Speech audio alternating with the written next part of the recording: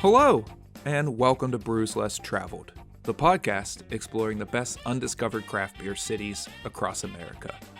My name is Brian, and this month we're headed to Kansas City, Missouri, and I was lucky enough to be joined by former co-host and friend of the pod, MC. This week, we enjoyed the Good Luck Lager and Rad AF Hazy IPA from City Barrel Brewing, and we were joined by two of the founders, Grant Waner and Joe Giammanco. So join me and MC as we head to the Paris of the Plains, Kansas City, Missouri, on this episode of Brews Less Traveled. Brews Less Traveled is recorded in front of a live Zoom audience. You may hear mentions to the chat or the live stream viewers. If you're interested in participating in the live stream, you can join the Brews Less Traveled Beer Club at brewvana.com. Hello, everyone, and welcome to our first live tasting of February. This is the podcast where we explore the best undiscovered beer cities in America. I'm Brian Hatheway, and I'm now your host for Brews Less Traveled, and I could not be more excited to get things kicked off tonight. If you joined us for the 12 Beers of Christmas, or you recognize me from my earlier appearance on this very show, hello, great to see you again. If this is a new face to you, then how's it going? My name's Brian. I'm a huge beer fan. I'm a certified beer server through the Cicerone program, and I work professionally adjacent to beer as the Chief Personnel Officer for City Brew Tours and Unboxed Enterprises, the company behind Brewvana. I started homebrewing about 10 years ago. My favorite beer styles include Lambic, Pilsner, and IPAs, and I'm honored to be taking over the hosting duties for this show, and I cannot wait to bring all of our listeners closer to each unique beer city we'll be talking about each month. So I'm honored to be joined by an awesome co-host this month. She's a familiar face if you joined us for the 12 Beers of Christmas, and you may remember her from just this past October when she co-hosted this show. Please join me in saying hello to our awesome co-host, MC. MC, how's it going? Hey, Brian. I'm great. I'm excited to be back with Brews Less Traveled and to be co-hosting with you again. So, not much of an intro. Most of you guys know me by now, which is kind of exciting. So, yeah, just like Brian, I'm a beer professional. If you've been following my journey, I did just take the second half of my certified Cicerone exam. So hopefully by the end of February, I'll be able to tell you whether I'm a certified Cicerone or not. So fingers crossed. So we've been visiting beer cities in the Lone Star State for the past 2 months of Brews Less Traveled. And we're taking a turn north and heading to another undiscovered beer city known for its barbecue. Also known as the Paris of the Plains, we're headed to Kansas City for this month's Brews Less Traveled. Fun fact, there's 55 breweries currently operating in Kansas City, and our featured brewery tonight, City Barrel. Yeah, and we're also going to have some really great guests. Two of the founders from City Barrel, Grant Waner and Joe Giammanco, are going to be joining us here shortly. And we're going to be enjoying their Good Luck Lager and their Rad AF Hazy IPA. And like I said, those of you who have seen me before on Brews Less Traveled or on the 12 Beers of Christmas, you probably already know that I am a Missourian, born and raised here. I live in Columbia, Missouri now, which is about 2 hours east of Kansas City. But I actually went to college in Kansas City. I went to the University of Missouri, Kansas City. So this is a city that is near and dear to my heart. I can't say that I was legally drinking beer when I lived in Kansas City, but I may have enjoyed a couple of Boulevard Wheats back in the day. So, a little bit about Kansas City. It's an awesome city, and lots to do there. Definitely worth a visit. I know it's a trek to the Midwest, but if you get a chance to get there, there's a great art scene, really beautiful architecture all around the city. Actually, it's actually known as the City of Fountains, so really beautiful museums, but also architecture to check out.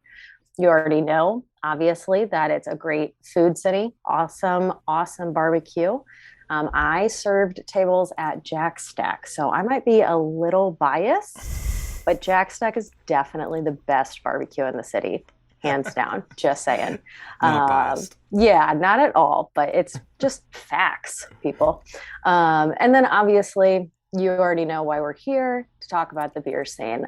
Like I said, I wasn't enjoying a ton of beers when I was there. And actually, the beer scene in Kansas City has absolutely exploded in the last like 10 years since I've left the city. So it's a totally different animal from when I was there. And it was so much fun to take a little road trip and go down there and kind of prepare for this podcast and get to be reintroduced to the beer scene in Kansas City. And there is so much to take in, so many great little breweries that are really like harnessing the craft. They're making great lagers, really good traditional German beers, good hazy IPAs.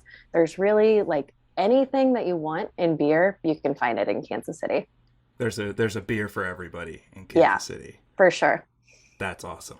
Well, we got inclusions that come in every Brews Less travel box. This month, we got a great visitor's guide from the Visitors Bureau out there. And our awesome marketing team, as always, put together the little flyer here with some great information about Kansas City and a wonderful map of some of those awesome breweries in the Kansas City beer scene. Yeah, so we've been talking for a little bit here, and my mouth is getting dry. I'm getting thirsty. It's time. Let's get to our first beer. Absolutely. So we're going to open up Good Luck Lager first. City Barrel's description for this beer reads, brewed with the finest Pilsner malt, Zafir, and Mosaic hops. I really liked the first try I had of this beer. I have not had it yet. I am excited. Excited to just be trying like a nice pale lager. Yeah, a good drinking beer. Beer-flavored beer. Cheers to everybody at home. Cheers, y'all. And thanks, everybody, for tuning in. This is a wonderful beer. Oh, that goes down very easily. Wow. MC, super initial drinkable. thoughts? Yeah, super drinkable. It is very cold and wintry and covered in snow here in Missouri. So maybe not my first choice for today. It's very quenching. What's anybody think in the chat? Everybody liking it so far? Ooh. Grant and Joe, yep, we're going to get to that question. I'm going to ask you about that here in a little bit. Grant and Joe, our guests, say that it's actually fermented in a Missouri oak foeder. Little known fact for everybody, most of the wood that makes barrels for wine and beer is oak grown in Missouri. So pretty proud of that fact. I didn't know that. Most of the oak used in barrels is most of the oak. Yeah. Missouri was an oak savanna before there were people here. So anyway, back to the beer. Brian, what do you think? Well, now that Grant and Joe, now that they mentioned the barrel, I can pick that up a little bit in the back end. You get that nice touch of oak sweetness. It's always hard to describe for me, but I know when I taste it, Yeah. I feel like it's like not so sharp because of the oak. I feel like the oak kind of like rounds out the flavor, the mouthfeel a little bit, maybe. A mellowing effect to Yeah. the beer, yeah. Kit says they're going to save this for dinner. Hot dogs, peas, and mac and cheese. That is an awesome pairing. That sounds perfect. That sounds like a great idea. Well, you have wonderful winter weather out there in Missouri. I have terrible rainy weather here in Pittsburgh, and this beer is wonderful to quell my spirits with the gloomy day we have here. Yeah. So there's like a lot that even though this is a pretty mellow beer, what I like about beers like this, like I said, like these pale lagers, is that you really get the chance to explore the malt on a beer like this. So, this beer is just brewed with Pilsner malt. You get that nice, like light, bready, like saltine cracker kind of like breadiness out of it. And for those of you that don't know, Pilsner malt is a super popular base malt. And a base malt is what that means is that brewers typically use it as the majority of the grain that they use in the recipe to brew the beer. So sometimes with a Vienna lager, with really any style, they're going to add just a little bit of specialty malt to it, but keep the rest of the grain a base malt. This beer is only the base malt. They don't use specialty malt with it. So we're really getting the chance to like I said, explore what this base malt tastes like and get to know Pilsner malt a little bit better. So anytime you're tasting that crackeriness, that light breadiness, you can start to infer that maybe that's that Pilsner malt that you're tasting. Pilsner malt's doing some heavy lifting in this beer because there's beautiful, bready, malt, crackery character in this. And the hops are kind of interesting choice for lagers. Zephyr is a somewhat new hop that originated out of Germany, and it's definitely a great hop for lagers because it adds like subtle citrus flavors. People always say tangerine with Zephyr. And in this instance, it works very well with the more berry-forward flavors of the Mosaic, which is the kind of non-typical lager hop. But really, Mosaic, I think, seems to be working in any beer. I don't know how it would work in a stout or something like that. But speaking of berries and food, what kind of foods would you pair with this beer?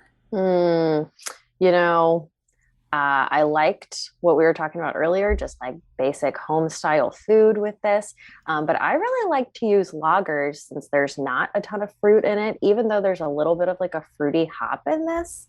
I think it's really well balanced. I like to use lagers as like a side of bread. That's kind of what I was taught to do with lagers when I was learning about putting food and beer together. So anything that you would put like a piece of white bread with, I think would go really good with this beer. So I had like a nice hearty wintry potato soup last night for dinner. I think this would go really well. It'd be like a nice side of bread to kind of stand up, kind of sop up those like soupy flavors. But that little bit of like crispness, little bit of hoppiness will slice right through the like more hearty, bigger, richer flavors that you get. Sky says they like it with a cheese tray. I think that'd be just like a water cracker on a cheese tray. I think that's perfect. And if you really want to like double down on the Kansas City theme that we're going with here, I think that with like some barbecued chicken, like a barbecued chicken leg, I think would be great with this. There's enough of a maltiness to like stand up to that white meat, but again, like enough of a cutting power from the hops and that crisp lagering that I think would cut through the rub and the sauce really nicely. Yeah, that's where my mind went and always seems to go with Pilsners is that let's cut through some of the more intense stuff and use this beer as a way to mild down a meal. Hot wings is a great example, as Chad said. But yeah, barbecue would be great too, especially again something that has a little bit of kick to it. This beer will make a nice palate cleanser, a nice balancing effect to that pairing for sure. I agree. So I want to get more into the food and beer topic because tonight's feature brewery also has a scratch kitchen and does some great stuff with food, beer, and foeders. Foeder? I think it's foeder, but we'll ask. Yeah. So let's welcome our guests tonight. Yes, please join us in welcoming our guests, Grant Waner and Joe Giammanco of City Barrel Brewing. Hey guys. How's it going? Hey, guys. There they are. Hey, what's up? Hey, guys. What's up, guys? Everybody. Hello. Thrilled to be here. Thank you for saying such kind words about our lager. It's one of our favorite. We designed it I was looking at Grant. I was like, we can just go home. We don't have to say anything. You guys were nailing it. You guys got it. It was well. First of all, welcome to our brewery. Oh, yeah. We are in the brewing space. It's a 15-barrel brew system, which is about 500 gallons per turn. We have a couple of tanks that are double that size. But there's been a little bit of talk about foeders, and those are very large oak. Foeder? The word looks like foeder, but it is pronounced foeder. Foeder. But I mean, say it whatever you want. Yeah, just whatever know gets that you close to it. Generally, a delicious product comes out of it. Is the thing. So that's a good way to so think of it. Because these are 1,000 gallon, typically used for wine maturation vats. There's not a ton of surface area contact from the beer and the wood. Yeah. So what you get from it is just a really nice rounding effect, a softening effect of the Yeah, of which the you beer. guys already called out and identified. Yep. That's why I was like, Grant, we can just go home. It's Yeah. fine. I'm like, Yeah. you're nailing it. It's an absolute showcase. And I was like, oh yeah, I do get that. And I love the white bread like analogy Yeah. on it for Yeah, food. that was nice. I'm pretty much going to steal that at all our beer dinners that we have here. absolutely, yeah. I'm like, that's in there now. Mm-hmm. So, Great. but yeah, no, we're absolutely thrilled. Thank you for having us, and cheers to everyone enjoying a great City Barrel beer here. Salud. So. Salud. Salud. But yeah, nailed it So- on the hops, nailed it on everything, gives it tropical nature, and yeah, it's just a great crusher of a beer. Whenever I go out and do tastings, I always say people can drink 1,000 of these, which And we dare you to. No, we don't recommend, but you're going to. Well, I enjoy them. Yeah. So Grant and Joe, thanks again for joining us. You want to give everybody a little bit more background on what you do at City Barrel? Yeah. You want to start? Sure. I'm Joe. I work with our front of house and taproom operations. We've got a wonderful executive chef, full scratch kitchen here. We really wanted to get good food, beer, and then service all together. And like customer service is one of those big things for me because we went to a ton of different breweries before we were opening this, and just found that like that was the one piece that I just really wanted. But so I just make sure essentially I'm here to create extraordinary experiences. Is really kind of Love my that. role. And I've pulled my role into like trying every single beer that we have multiple times. Like you got to quality control like a ton. Important. QC. Somebody's got to do it. Yeah. So I guess what we're saying is we specialize in awesome experiences, and that includes the scratch kitchen and thoughtfully crafted beers, mostly leaning into the Hazy IPA end of the world, and lots of lagers. What would you say you do here, Grant? Oh, well, what do I do? Thank you, would you Joe. say you do? New co-host I Joe. am, Thank you. I am our sales officer. I'm the one who gets our beer from inside the facility out into the world. Yeah. I work with our beer distributors. We've also created our own self-distribution model to get the beer out on the Missouri side of Kansas City. For those of you across the country, Kansas City, the metropolitan area straddles the state line of Missouri and Kansas. So the brewery's in Missouri. And then, the half of the metropolitan area lives in Kansas. Yeah. And so we've got some beer laws that we have to navigate back and forth there. But on the Missouri side of the state line, we do. Grant handles all that. And so when we our distribution company consists of Grant in this this white van where the vehicle wrap basically costs more than the entire van. Yeah. And the van's got like 250,000 miles on the thing. So it's still chalking away. We just put a new engine in it, and it's rocking and rolling. It's just covered in the Rad AF logos. Well, you put I think you put like what 75,000 miles on that thing since you've had it in a year. It's absolutely. So Grant works his butt off just getting beers into people's hands, which was kind of the whole model why we chose big 30 barrel foeders. We have 2 of those. We just wanted to get great craft beer, generally beer that's you have to wait in line for. We wanted to get that into people's hands just because we both believe that beer is one of those things. It's like the most affordable luxury out there. Get it into people's hands, and people will do the rest. They'll have fun with it. So it's meant to be shared, and it's meant to be for everyone. yeah, cheers, man. Yeah. Great. Absolutely. Yeah. We do have a third business partner. His name is James, and he runs all of our production. He does all the label design and all that, as well as wearing all the other hats that we all have to wear. Yeah, just done whatever's needed. Yeah. But So, speaking of that and everything that's going on for you all, I read that you guys are going to be celebrating your 3rd anniversary later this month. Congratulations. thanks. And so are your neighbors at Torn Label, another great Kansas City brewery. So, Absolutely.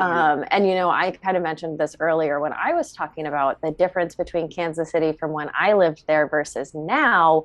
Can you tell us a little bit about how the brewery scene in Kansas City has changed and evolved since you guys opened in 2019? Yeah, absolutely. Well, I'll go back a little bit before that and kind of talk about the brewing industry here in Kansas City has evolved over more than just that time. Boulevard started in, I believe, 1988, and I would consider them among first wave breweries. We had some 1990s brew pubs that existed all the way up until recently. The 75th Street Brewing Company, McCoy's Public House, 23rd Street Brewing Company. Yep. And so those were kind of the first wave heritage breweries that really allowed us to exist. And so I would call second wave, there were about 8 or 10 breweries that opened right around 2010, 2011, 2012, kind of in there. We have Border Brewing. We have Big Rip. We had I would consider Torn Label one of them. We were just looking it up, and they're about to do, if not last week, I think 7 years. They hit their 7 years, yeah, which is crazy. Yeah, and they're kind of Border and Torn are kind of the OGs on our block. City Barrel's kind of moved into the third wave of the brewing segment, which has been super fun. And then we chose specifically where our brewery is. We're located on 18th Street in Kansas City, which is sometimes dubbed Brewers Alley or the East Crossroads area. And there are 12 alcoholic beverage producers right in this area. So you can hop, skip, and a jump. And people will often do like pub crawls right around here. Hit us up for food, hit us up for great beer, make us their first stop, and then kind of meander along in the other spots. But like Torn Label's right by us.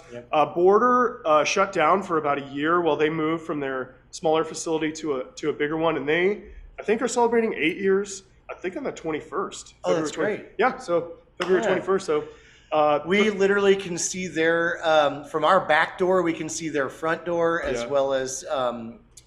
Lifted Spirits, which Brewery is a distillery. Imperial, Mean Mule Distilling, Casual Animal, Red Sash, Casual Animal. We KC Wineworks. KC Wineworks, can't forget those dudes. So, but it's been it's a fun area. You know, it's just each brewery has its own kind of unique experience and personality in it, which is so fun. So, yeah, we're like super thrilled to be a part of the growing, burgeoning, and rising tide like scene of KC breweries. Just like I'm sure people have seen on this show, we get along with everybody around here. We're buddies, whether you got to order a bag of grain from somebody or, we got the kitchen. So like people come over and be like, hey, I need grab a quick lunch in between brew sessions or whatever. We want to be here to help out. And of course, we all make sure we do a lot of quality control work on each other's products. I know we like to share. Yeah, so it's super fun, and it's a great tight-knit community here in Kansas City. So I imagine it's great for beer drinkers, beer lovers, and for the brewers themselves too, to have that tight-knit community in the area. Right.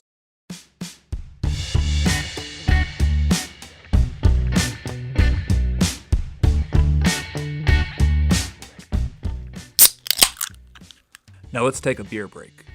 Did you know that Kansas City did not follow prohibition laws, and because of this, jazz clubs in the area flourished? At the time, bars and lounges were the hot spots for live music, and while most bands across the country were calling it quits because their venues were closing, the KC music scene exploded, and its entertainment industry at the time was without an equal. A young Charlie Parker would begin his music career there, before moving to New York City and joining legends like Dizzy Gillespie and Thelonious Monk in pioneering the style of jazz known as bebop. Nowadays, great jazz can still be found in Kansas City, as more than 40 nightclubs regularly feature jazz musicians. Now, let's get back to the show. My glass is almost empty. I think it's time to break out. I was beer just number about to 2. say. we finished ours. Oh, Right. good The timing. problem with Good Luck is that it goes down so easy. Oh my And, gosh, very. Yep. It's nice and light and crazy fun. We get that clarity. We do filter our beer on that one. That was like our big spend over the year. But, oh man, we should have opened by the mic. Oh yeah. Oh well, lost opportunity. There's great beer can opening sounds on the microphone. That is a great yeah. sound. I always say that Oh, I love the drinking smell beer of is this a beer. 5 senses experience, including opening the can. We'll have our Foley team cut some beer can opening sounds and Love it. work on that. So yeah, why don't you guys walk us through our second beer here, the Rad AF Hazy IPA. Yeah. So Smells this great. is a hazy IPA. It's meant to be very juicy. We do all of the processes. We stay abreast of all of the anything that changes in the New England and the IPA making world. We try to stay ahead of it and understand what those processes are and why hazy beer is a thing and what it lends, and there's actual science behind the haziness of the beer, making it more juicy. It brings out some hop compounds that are not available if there's no haze. That haze is it's a wheat protein, typically prolamine, and we You can taste the prolamine. You can right taste now. it, right? Yeah, it's so good. It's just a vessel. Rich and Gonna hate with some more Vessel that prolamine. carries those wonderful hop aromas that you couldn't have gotten Nice, otherwise. like a hop carpool. Kind So of thing. James and I talk about this beer being a kind of a cheat code because it's a Citra and Mosaic. And for any of you homebrewers out there, if you go Citra Mosaic, you've got yourself a home run. It's a killer combo, and it's one of our most popular beers for a reason. It tastes great. I always say, like, Grant's talking about how we continually are looking at science and changing stuff, and Rad goes through, it's just continually getting better, and every batch that we make, we always say, this is the best Rad ever. Is it best Rad ever? You'll ask the brewers, like, hey, is that best Rad ever? Yeah. And they're like, oh, it's best Rad ever. every time. Yeah. And, we try it, we love it. It was designed to be, like we said, the New England style, the Hazy IPA, but also it sits at the 6.4% mark, so it's designed to be drinkable as well. Mm-hmm. I've been to a lot of different breweries, and I love big, thick, crazy mouthfeel, punch you in the face with green hops. That's great, but I can have one of those. Mm-hmm. And the guys really worked on we call it like, this is kind of like a Kansas City Coast IPA, and we wanted to match the difference between the two to really get this to be something that's like crazy drinkable and really fun and something that you can have at least more than one or two of. Right. Because we are a barbecue town. I think beer and pizza are another like killer combo. Yeah. But with this hazy, it just like pairs great with a set of ribs or a freaking burn end sandwich, which if you're not from Kansas City, burn ends are like the top part of a brisket.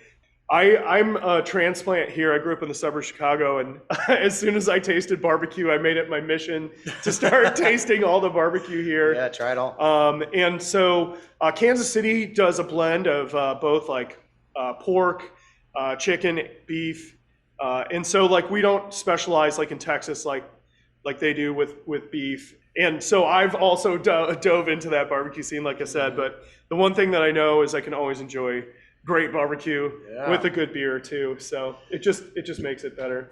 Yeah, what's up, Chi-Town, baby? Yeah. This beer goes super well with those barbecue flavors. It also works great with hot wings, chicken wings. Yeah. Pools. Good with hanging out in pools. Yep. Based on the food pairing recommendations, we're right trying to now, just get people to it's, eat barbecue and wings all the time. Yeah, right. Absolutely. Everybody's hungry. Yep. Everybody DoorDash the stuff in or whatever deal. But it's also great in cold weather. This is a good tailgating beer. I've never been to a place that tailgates so much. I went to a baseball game. We were tailgating for that. I went to, so we were talking about UMKC. I went to a UMKC Ruse. Go Ruse! Women's Go basketball Ruse! game, and people are outside tailgating and drinking beer. Absolutely. And I was like, this is what's up. So this has been, it's just super fun. The You would feel great. very at home here in Pittsburgh. We tailgate Pirates games. Yeah, you guys go Love bananas over it. Love it. Steelers games, That's Penguins another games, good yeah. tailgating crowd. Yeah. Hell yeah. So you mentioned KC barbecue scene, and everybody knows it for that. But what are some things about the Kansas City food scene that would like surprise outsiders? Yeah, so give this a Google. Forbes magazine named Kansas City, Kansas, the taco capital of the world. Yeah. And that's per capita, but So and what they're talking about is street tacos, Yeah. authentic, corn tortilla, marinated all meat. pastor, where you're pulling it off the spit, mix it with pineapple. Or also barbacoa and asada and all those. The lengua, Homemade tortillas being made right in front of you by someone's grandma. Yeah, for sure. So we've got a ton of awesome, truly authentic, Mexican street food restaurants. tacos are incredible, and yeah, that kind of, I feel like, so with the barbecue, that all has to be scratch made, right? And this taco culture also has to be scratch made. So I think that informs our kind of chef scene, and maybe you could talk a little more about that. Yeah, and then Kansas City, besides being a great place to get really plump on tacos, is another, like, there are so many great chefs here in Kansas City, and we are a big foodie culture. There's not a ton of mountains and stuff to hang out around here, and there's not like an ocean. So what else are you going to do? You're going to drink and you're going to eat. And honestly, it's grown up into this great culture that the food scene is just excellent. It's so affordable too, which is the insane part. I love going to the coast and then coming back here, and I'm like, oh my God, I'm the richest man in the entire world. Right. Because we do have James Beard award-winning chefs all over town, and these wonderful white tablecloth restaurants, but it's very approachable. Yeah. They're doing food that you see on the coast, but it's it's approachable. Yeah, it's done. One of the great things about also being here in Missouri or Missouri is that it's so funny going to like restaurants when I go on the coast or something and I see, oh, this beef is from Kansas or Missouri, and I'm like, I know where that is. It's close by us, so we get access to great protein. Not only that, but our soil is fantastic. We have a really great terroir for amazing like heirloom vegetables and stuff. And so so we absolutely do work with farms, local farms, to bring in source our produce. Yeah. And our We've got a guy named Jim Crum, who I call the Santa Claus of vegetables, and he comes in with Santa Crum. with him and his grandson, and he's like this super like petite bearded dude, and he's always got a sack of veggies over his shoulders. He brings us just incredible stuff, and then Chef Ben and Chef Taylor take it on to try and create something amazing, all within the thought of thinking about what pairs with our beer, and also what's going to taste great too. What are we going to do stuff justice on? But KC, if you haven't come here, come for a great food scene. Honestly, totally. You can eat your way through KC. I can vouch. I have to ride my wife. Make sure that I ride my bike into work, especially during the summer, just because burn those calories. Yeah. Got to try out new restaurants and stuff all the time. Balance. So we have another really great, I'll ask one more food question. This is from the chat. Ryan asks, is there a menu item that you guys are known for at City Barrel? So I would say kind of what we challenged Chef Ben for was to figure out some great beer drinking food. When we first started, we have these great loaded fancy fries. We call them the fancy AF fries, kind of playing on the AF theme, the most extreme. It's like a mega poutine fry. You could eat these, and it's a great hangover cure. I always tell people, I'm like, get the full. We have a full and a half order. I'm like, get the full order, eat half of it, and then take the rest home the next day. Put an egg on it. Yes. And then after you've drank like 8 beers and stuff, responsibly, of course, but go home and do that. So I'd say our fancy fries are our best known appetizer. We have a great meat and cheese board that is locally curated. Like I said, proteins are great here, and there's a really great manufacturer of like custom high-end charcuterie meats. And then our second best espresso burger just kind of lights up the world. We love to work with. Yeah, so good. That speaks to our collaborative nature. And one of our core business tenets is that we want to be collaborative in every way that we can. And one of our collaborators is a competition coffee roaster from the Waldo neighborhood in Kansas City, and they're called Second Best Coffee Roasters. Nathan over there is really great. Yeah, he hooks us up with coffee. We do a nice little trade. And so that's why it's called the Second Best. So we've named the burger after him, but yeah, we do get a lot of questions like, oh, second best, what's the first best? Yeah, and his whole thing is like, it's never perfected, everything's not good. And we've got a mantra of do our best, next time do it better, every time that we do things. As I think a lot of people do out there that are, operating on the level. And Nathan just believes in making a great product. And so we rub this grass-fed beef from Salt Creek Farms, which is out of near Emporia, Kansas, which is, dead center south of the state. Yeah, an hour and a half from here. They kind of central Kansas. They dry age it for 21 days. And then we take this beautiful dry aged piece of meat and then we grind it up, Yeah. which seems counterintuitive.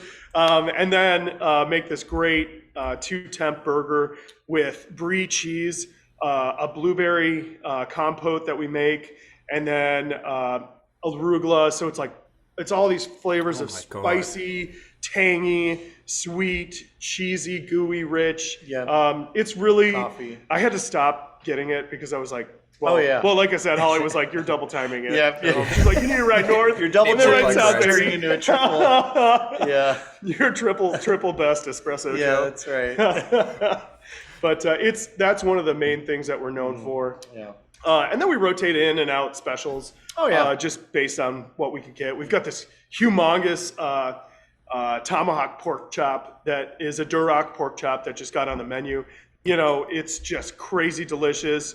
We do a little Korean style marinade on it, toss on the grill, and it tastes amazing. So, and that's the other key thing that we do is James is like Grant said, our other partner is one. We come up with a lot of crazy, weird beers. These are just a great sampling of some of the beers that were classically done by us, but we'll have weird stuff that we're coming out with. Yeah, ice cream truck series Yeah. beers and, slushy style IPAs and that kind of thing. But in the end, the question is always, if you know nothing about this beer and you just taste it, does it taste good? And same with the food. If you know nothing about it and how it's prepared or where it comes from or what ingredients have in it, does it taste great? And so, I mean, keep it simple, but I think a lot of people can mess that up on stuff and get, in their head with trying to mix, if bars will go with cocktail programs and try and mix up weird stuff. Right. And you're like, yeah, just because that ingredient's cool doesn't mean that it's going to taste great. But get those flavors, baby. That's where they're at. All right, I'm done off my soapbox. No, it sounds great. I cannot wait to find a weekend to get up there and eat some food and pair it with a really awesome beer. I haven't had a chance to get to City Barrel, so I'll have to get there soon. Yeah, absolutely. Yeah, let's talk about sour beer because, website mentions foeders. I'm just going to keep saying foeder. I don't know if I'm right or Yeah, not. food is food- correct. Yeah, you food- got it. Cool. Cool. Yeah. I got validation on that one. Yeah, you're good. So let's start there. We already talked about what is a foeder, but how is City Barrel using them in production, both on the sour side of things? Let's start with the sour side of things. Yeah, absolutely. So it's not just about foeders. We have wine barrels and also a cool ship. And to get into all that, yeah. So mixed fermentation sour beers have been and always will be a big passion of mine personally. It was kind of the tenet that you talked about when that got me interested in everything. Grant has an amazing palate, and his sour beers were really what hooked me into the business when we all came together to decide what we were doing. So Grant's the man on it, just by the way. Oh, well, thank you very much. So I specialized in mixed fermentation golden sour ales. And so what that means is that, usually brewer's yeast will be one very specific yeast strain that's selected to do something specific. So maybe you're making a Belgian wit beer and you want that coriander and clove and banana spice. A lot of those flavors come from the yeast, right? Yeah. Or maybe you want to make a lager and you're going to use you're going to use an American lager yeast to make something like Good Luck. So those yeasts have been domesticated and bred to select for really not kicking off any flavors like we were just saying with banana in those Belgian yeasts. Well, They're consistent. A mix, meant to be very consistent. Well, a mixed fermentation beer implies just that you're mixing a bunch of different yeasts and you're looking for potentially an unknown outcome. It's not really, you're not really flying by the seat of your pants because there's been enough research into this. There's been enough attempts that we kind of have a direction for where they're going. But typically, you will use Saccharomyces, which is your regular brewing strains, but you'll also use Brettanomyces, which is a lot of times considered a spoilage strain. Yeah. If it makes its way into wine production. Yeah, winemakers hate that stuff. Yeah, or clean beers.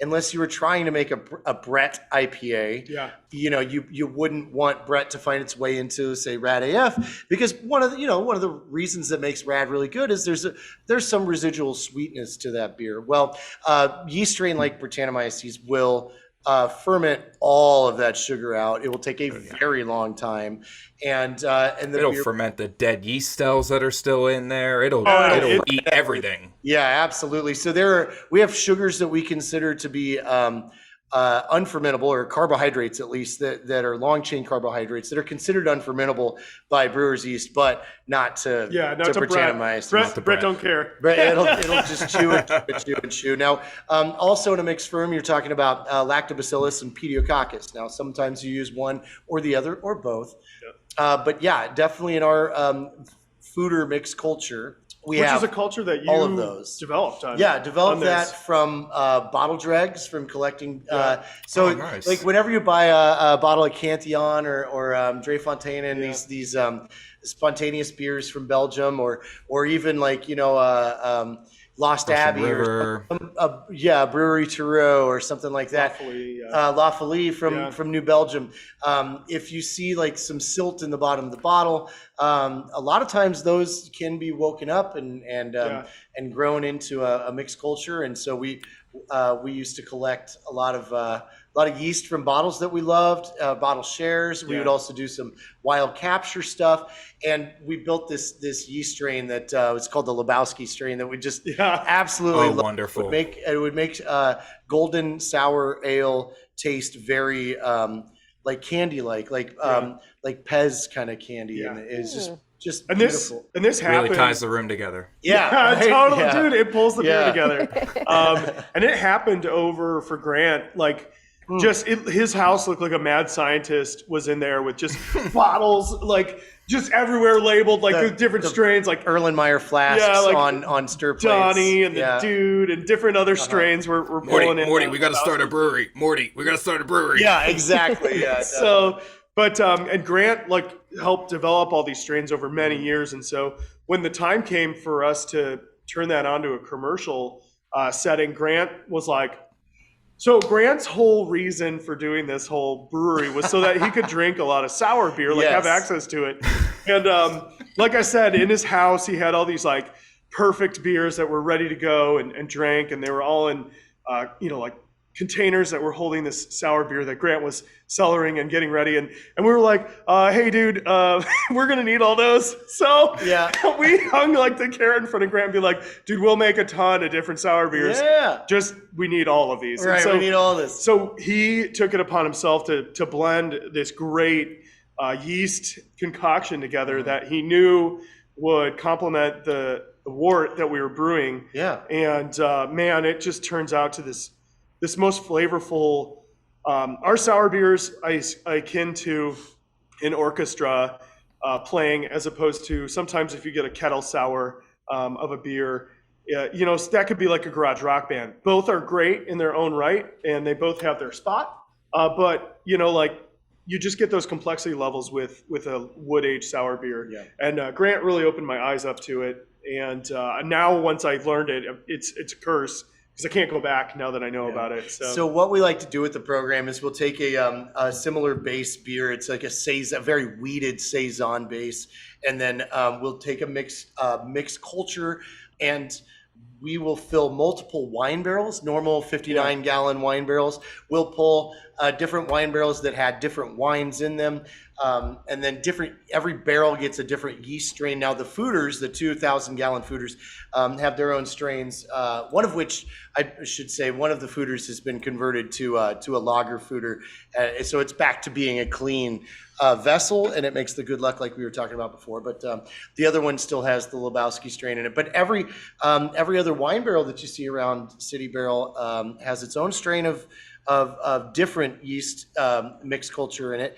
And then we like to take those, and depending on how they taste through the project or through its timeline, we'll add tons of fruit puree. Yeah. And whether it's blackberries, cherries, raspberries, we've done strawberries, we've done peaches. Yep. We did full peaches. We did organic lime juice in a tequila barrel. Yeah, once. that was cool. That was incredible. Mm. Yeah, the peaches were really good. Yeah. So we've got my favorite to date has been Chamberson Geyser, and so what this is there's a Missouri grape that's used for wine production called Chamberson, and we have wonderful friends at Casey Wineworks. It's about 3 blocks from here. They ferment their wines here in the urban core, but they have 3 vineyards throughout Missouri. Yeah. And so they have this beautiful, the cool thing about Chamberson grapes is that the actual juice of the grape is red. It's not just like a lot of red grapes, just the skin is that's red. what tinges it, right? Yeah. Right. And so this one, when you press these, the juice itself is red. We wanted that red color. We love the sweetness that it provides. Oh, it tastes like the nectar of the gods. Yes. I was like, why aren't we drinking this normally? And he's like, I could sell this for $1, or in a bottle of wine, I could sell this thing for like, 15 or 20 bucks. And I was like, okay, I hear you. So we on every year when he's pressing his Chamberson grapes, he lets us know. We just fly over there with buckets, food grade buckets, and then we bring those back here. And this last time we filled up what's known as a puncheon, which is a double sized wine barrel. It's 500 liters. They're beautiful. Instead of 225. It's a massive barrel. It's what you picture somebody going over Niagara Falls in, I think. Yeah, exactly. But lovely, lovely, lovely sour ale. The wine grapes just give it so much fruitiness, and it also gives it some alcohol to it as well. There's a lot of sugar content in those grapes, so we get close to 9% on that. On that beer. Most of the time we're shooting for 6% on a sour ale. That beer kind of made us famous for a little bit unintentionally. It went viral. Yeah, that video. The first year we did it, we had Mistake. this. Yeah, we made it on a Worst Beer Blog, which is not like where you want to. No. We released it knowing that. We sent it out there because it was funny. Places. But anyway, so this, like Grant said, it's got this great sugar content, and so we put, we had the sour beer, we harvested some of the foeder beer. It was already tasting great, and we're like, all right, it's going to taste amazing if we add the Chamberson. So we did like a wine beer hybrid.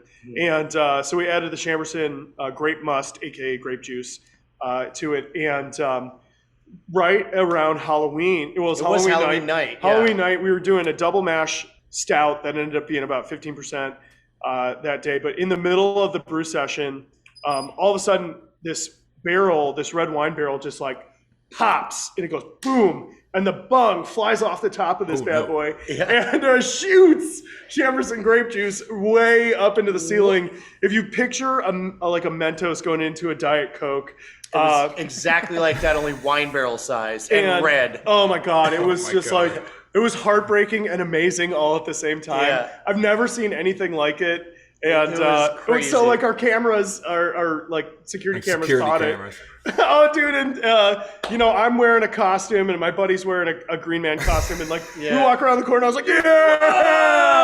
And oh man, it took forever to clean up because that stuff was so sugary. So just so you know, that was a 59-gallon barrel. We only lost about 7 gallons out of it, but it looked like all of it. 1,000 gallons. It looked like a lot of pressure. That was so that's ridiculous. why that beer. That's why that project is now called Chamberson Geyser.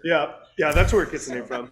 So, love it. Yeah, last piece of the sour program is Cool Ship, which is a wild yeast capture project, and we strive for spontan ferm. Spontaneous fermentation, which is my favorite thing to say. And we strive for method traditional on that, and so spontaneously fermented beer is a very strict regimen of consisting of raw 60% Pilsner and 40% raw unmalted wheat, which we can source locally. And then, instead of cooling it's called wort before you pitch the yeast. Instead of cooling that down before you send it into a fermenter, you send it all the way hot into what looks like a very shallow stainless steel bathtub. And we have garage doors like many breweries do. And so we set that right there at the garage door in front of the building.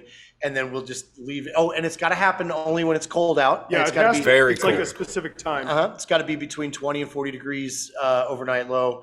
And that's to knock down any of the bad. So the whole point of spontaneous fermentation is that there are naturally occurring yeast and bacteria in the air all the time that are capable of fermenting all kinds of stuff. Yeah. That's one of the reasons if you leave, So, leave flour stuff out, you get sourdough bread. Exactly. Yeah. So And it's like the white skin or white film on the outside of fresh fruit is typically Yeah. a lot of absolutely, Wild that's a lot yeast, of wild bacteria. bacteria. Will settle on those. Yeah, we saw plums in the grocery store once, and we're like, oh, we're using that. Yeah.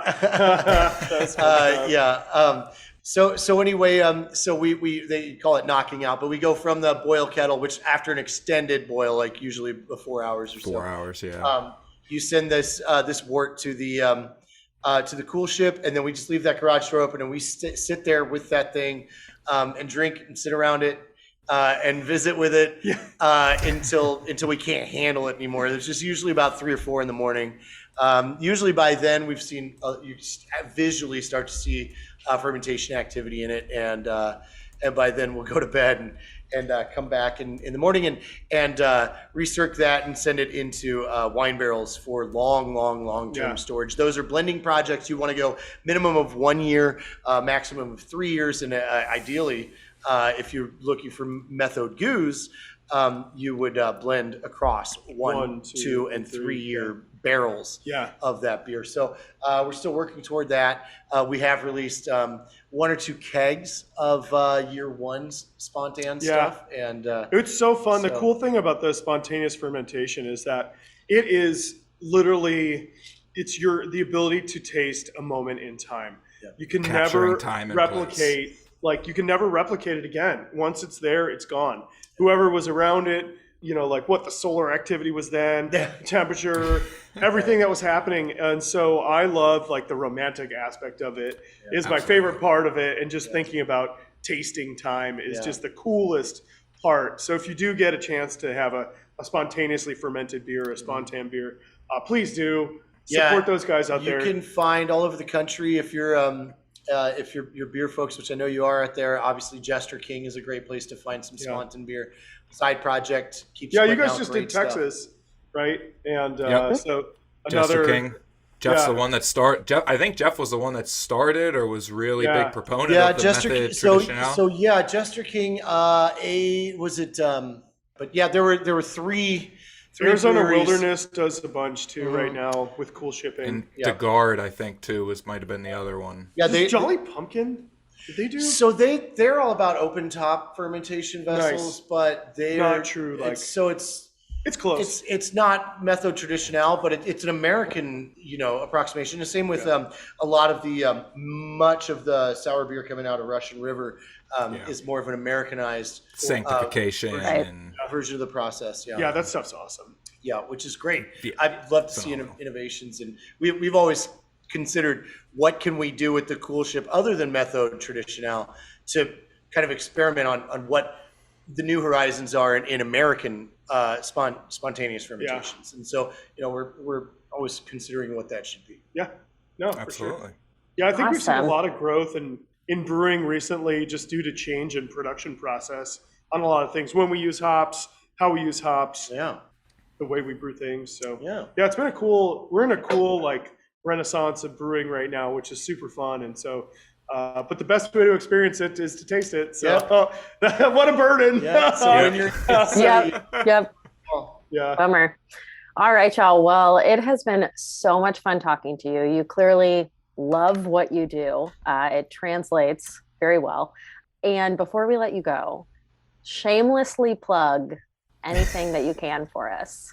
It's tough out there in the service industry, so be good to your servers and bartenders, and So true. make sure you guys support local beer. I mean, that's the key out there, and the box that you guys got is a great way to keep it going. So I would say, the best way you can support breweries is by drinking beer, which is like the best Oh, what a charitable burden. thing you can do. Yeah, go visit them. Go visit them. Buy it on It's my site. kind of charity Yeah, too. absolutely. But no, if you're here, ask for Joe, ask for Grant. We are active owners. We love being a part of the whole process and fully believe that it's critical for beer to keep moving forward. So yeah, come visit the breweries here, and yeah, like I said, I'd love to see you guys. So. Yep. Awesome. Thanks, y'all. Awesome. Thank you so much. Thank you guys. So if you want more information about us, you can find more information at brewvana.com. You can also find us on Instagram and Facebook at Brewvana. We'll be back next week as we continue our journey through beer in Kansas City. We'll be drinking beers from Kansas City Beer Company, and we'll be joined by an awesome guest whose literal job title is beer scientist. Really excited for that one. Thanks to MC for co-hosting tonight. Thanks again to Grant and Joe for joining us. And until next time, cheers. I drank all my beer, so this really isn't Cheers, y'all. this is an empty cheers. Cheers, everybody.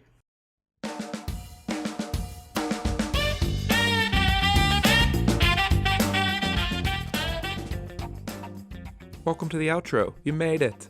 Thank you so much for listening to this episode of Brews Less Traveled. This was such a fun one to start off February, and Grant and Joe were such great guests. If you're looking to take your podcast experience to the next level, you can join the Brews Less Traveled Beer Club by subscribing at brewvana.com. You can also follow us on Facebook, Instagram, and YouTube.